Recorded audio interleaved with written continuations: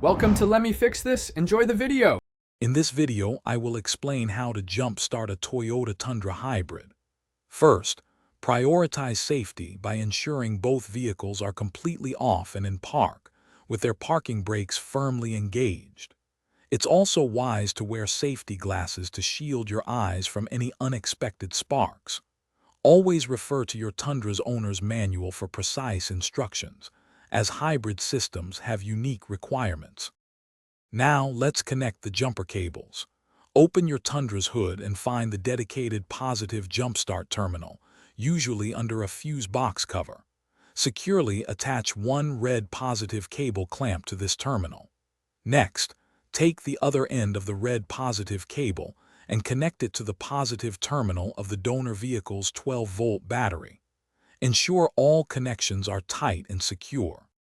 With the positive connections made, attach one black negative cable clamp to the negative terminal of the donor vehicle's battery.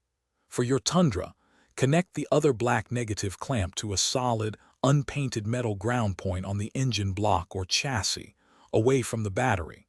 Once connected, start the donor vehicle and let its engine run for about 5 minutes.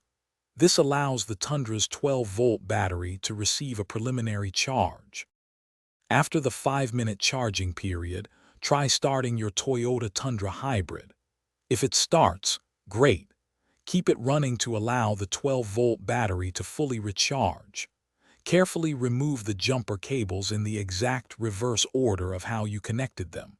First the negative from your Tundra, then the negative from the donor, followed by the positive from the donor, and finally the positive from your Tundra. Remember to check the description for a link to fantastic leak-proof, meal prep containers, and other great deals.